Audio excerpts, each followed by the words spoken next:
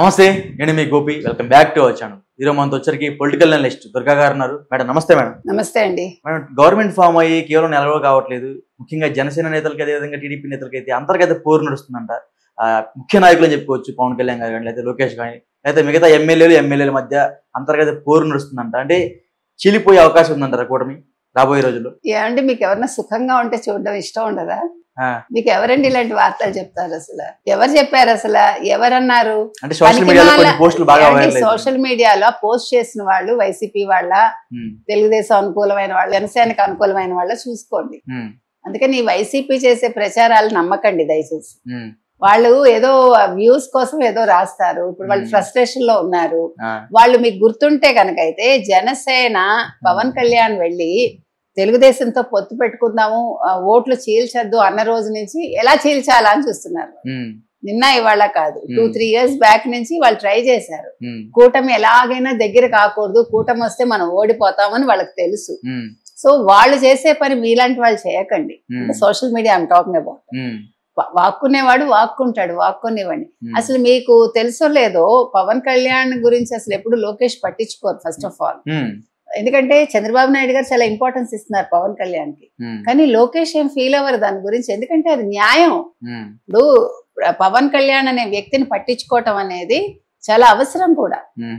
ఆయన photo equal గా పెట్టారు, ఆయన చూసారు కదా. ఏ నాయకుడైనా చేస్తాడా? జగన్మోహన్ రెడ్డి చేస్తాడు, తండ్రి ఫోటో పెట్టనిస్తాడా? పోనీ బయటవాడి ఫోటో వద్దబ్బా. జగన్మోహన్ రెడ్డి గారు వాళ్ళ నాన్నగారు అయిన వైఎస్ రాజశేఖర రెడ్డి ఫోటో పెట్టనిస్తాడా?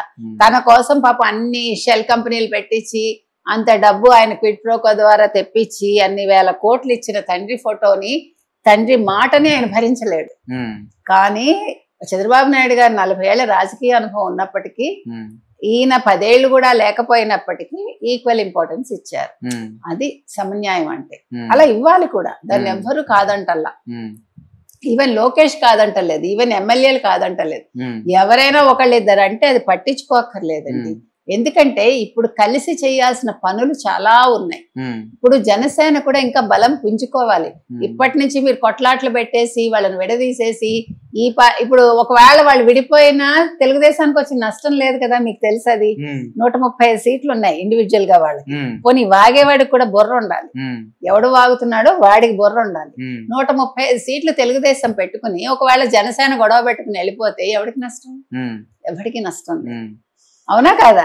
ఇప్పుడు బీజేపీ వాడు వెళ్ళిపోతానంటాడా? బీజేపీకే నష్టం. కేంద్రంలోనూ నష్టమే, రాష్ట్రంలోనూ నష్టమే. ఎందుకంటే వాళ్ళకి అసలు ఇప్పుడు వచ్చిన ఓట్ షేరింగే because of Telugu Desam and Janasena వచ్చాయి. అలాంటిది ఇప్పుడు వాడు వెళ్ళిపోతానన్నాడు అనుకోండి, వాడి కర్మ వాడిది. టీడీపీకి అంత ఓట్ షేర్ వచ్చింది కారణం జనసేన అంటే కాపులు ఎక్కువ ఓట్లు ఇస్తాయి కాబట్టి అంత ఓట్ షేర్ ఏంటి ఇచ్చిపుచ్చుకున్నారు. మనం కాపులు మంచి చేయలేదని ఎవడు అంటల్లా, కాపులు ఆలోచించి వేశారు కాబట్టి ఈ రోజు పార్టీలు వచ్చాయి. అది ఎవడు కాదనడు, అది కాదనలేని సత్యం కూడా. కాకపోతే అది పెట్టుకుని బెదిరించటాలు, లేకపోతే వాళ్ళు విడిపోతారండాలు, ఇవన్నీ అనవసరం అండి. ఇప్పుడు కావాల్సింది రాష్ట్రాన్ని ఎలా అభివృద్ధి చేసుకోవాలి. 5 ఏళ్ళు ఆయన నాశనం పెట్టాడు, మొత్తం నిర్వీర్యం చేశాడు వ్యవస్థలన్నీ. అంటే వైసీపీ నాయకులు ఏమన్నారంటే, మేము ఎంత చేసామో మీరు అంతకన్నా ఇంకా ఎక్కువ నాశనం చేస్తారు రాష్ట్రం అని చెప్తున్నారు. వాడేవాడు మాట్లాడడం చేతకాని వాడు ఏదో మాట్లాడతాడండి. వాడిని చేసి చూపించమనండి. వాడు చేయలేకే కదా ప్రజలు వీళ్ళని ఎన్నుకున్నారు. వాడెందుకు మాట్లాడతాడు? చేతకాని వాడికి చేష్టలు ఎక్కువట. మీకు తెలుసా మాట? అదో సామెత ఉంది. అలాగా చేయడం చేతకాని వాడు వాగుతాడు. కూర్చుని వాక్కునివ్వండి. మనం చెవి అక్కడ పెట్టకపోతే వదిలిపోతుంది, లేదా చెవిలో దూదులు పెట్టుకుంటే దరిద్రం వదులుతుంది. వాడెవడో పిచ్చివాగుడు వాగుతున్నాడని మనం చేసే పని మానేయటం ఎందుకండి?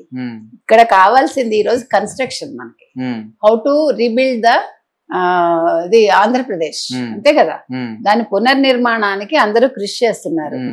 పవన్ కళ్యాణ్ తన వంతు తను చేస్తున్నాడు. ఆయన శాఖలో ఉండేదాన్ని మొత్తం ఆ దరిద్రాన్ని ఎలా వదిలించాలి, ఇంతవరకు జరిగిన చెదలంతా ఎలాగ వాటిని సర్వనాశనం చేయాలి, సమూలంగా నాశనం చేయాలని ఆయన చూస్తున్నాడు, ఆ వైసీపీ చెదలు. కాబట్టి ఎవడి పని వాడిని చేసుకొనివ్వండి అబ్బా. మీరు ఎందుకు ఇట్లాంటివన్నీ పనికిమాల మాటలు? మనకి వైసీపీ చెప్పిందనో, లేకపోతే మన సోషల్ మీడియా చెప్పిందనో, జనసేనకి తెలుగుదేశానికి మధ్యలో ఏదో జరుగుతుంది. ఏం జరుగుతుంది? ఏమీ జరగదు. ఇద్దరు ఎవడి పని వాడు చేసుకున్నాడు. చంద్రబాబు నాయుడు గారు ఢిల్లీ వెళ్ళారు, ఆయన అడగాల్సిన ఒక 7 అడిగాడు. 7 ఇంకా ఎక్కువే అడుగుంటారు, ముఖ్యమైన 7 అని బయటకు వచ్చింది మనకి. సో అది ఎంతవరకు జరుగుతుందో అది చూడాలి, కానీ దానికి పవన్ కళ్యాణ్ ఎంతవరకు హెల్ప్ చేస్తారో అది చూడండి. ఇప్పుడు ఇవాళ రేవంత్ రెడ్డితో మనకి భేటీ ఉంది, ఎవరు చంద్రబాబు నాయుడు గారికి. సో వాళ్ళేమో మాకు భద్రాచలం కావాలి, లేకపోతే మాకేమో భద్రాచలంలో 5 మండలాలు, లేకపోతే మాకు తిరుపతిలో షేర్ కావాలి, మళ్ళా మాకు పోర్టులో ఇది కావాలి. అర్థం ఉందా?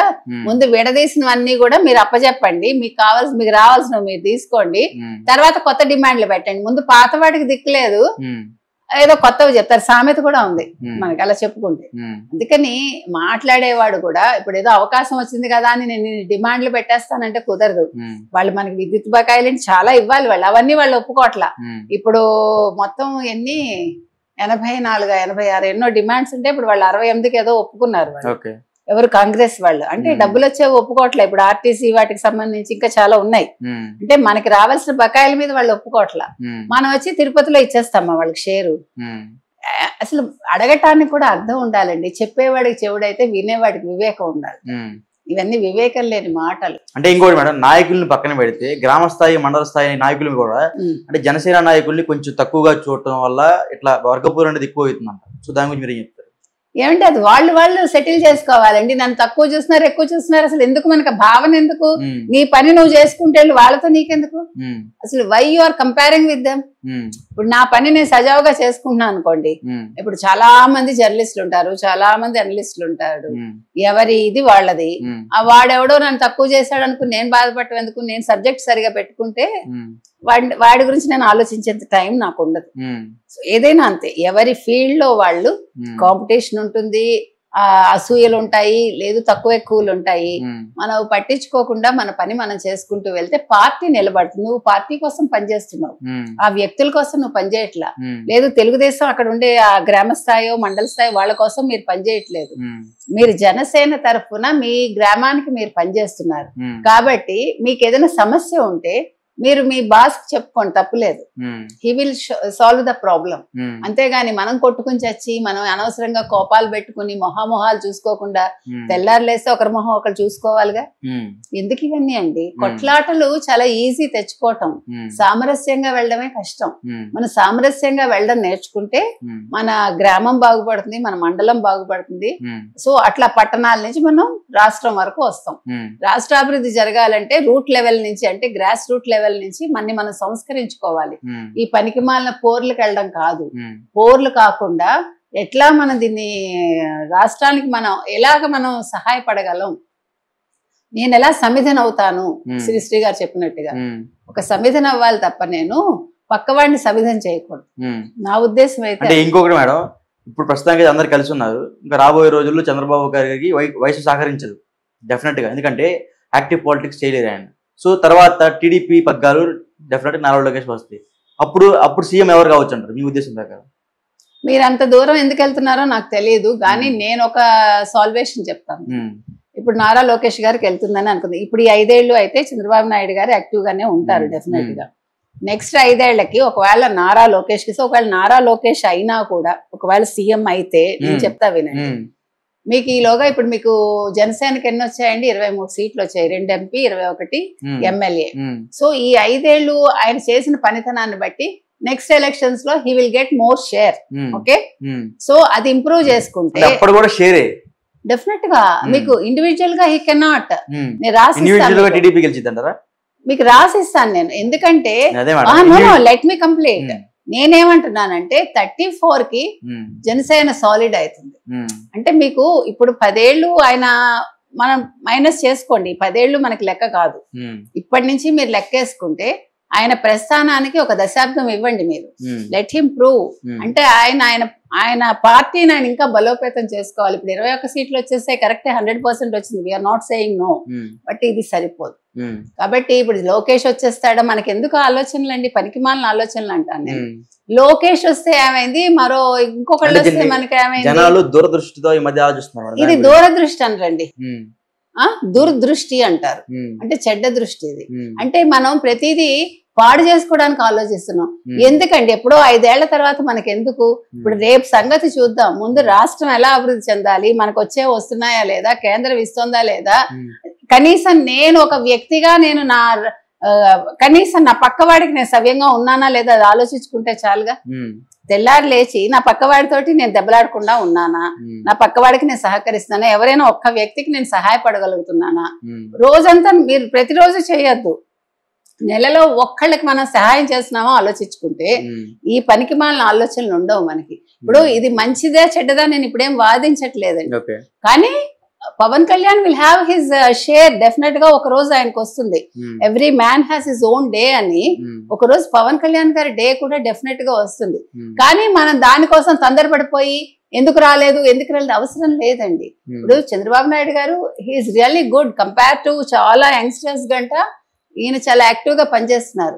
సో లెట్ us హోప్ ఆయనకి మంచి ఆరోగ్యం దేవుడు ఇవ్వాలని అందరూ కోరుకోవాలి. ఎందుకంటే రాష్ట్రం అభివృద్ధి చెందడం కోసం మీకు నాకు వచ్చేదేం లేదు. ఇప్పుడు మనకేమి మీరేమైనా ఐటీ ఉద్యోగం చేస్తున్నారా, నేనేమైనా ఐటీ ఉద్యోగం చేస్తున్నానా, లేకపోతే మీరు ప్రభుత్వ ఉద్యోగా నేను ప్రభుత్వ ఉద్యోగా, ఏది కాదు కదా. కాకపోతే ఏంటంటే మన రాష్ట్రం మన ప్రాంతం అనే అభిమానం మనకంతే. మన ప్రాంతీయ అభిమానం, మన రాష్ట్రాభిమానం, మన తెలుగు వాళ్ళం మన ఆంధ్ర వాళ్ళం అనే ఒక మాటతోటి మనం మాట్లాడుతున్నాం తప్ప ఇంకా ఏమీ లేదు మనకి. అందుకని అందరం కూడా కలిసికట్టుగా మనం రాష్ట్రం బాగోవాలనుకుందామండి. డెఫినెట్ గా పవన్ కళ్యాణ్ గారి టైం వస్తుంది, ఎవడు కాదన్నాడు. లోకేష్ అయితే మీకేంటి, మరొకడైతే మీకేంటి, ఆయన టైం ఎప్పుడు వస్తుంది, సాలిడ్ గా ఆయన ఎప్పుడు చీఫ్ మినిస్టర్ అవుతారన్న దాని మీద మీరందరూ బాటలు వేయండి అంతే. Okay madam, thank you madam. Thank you.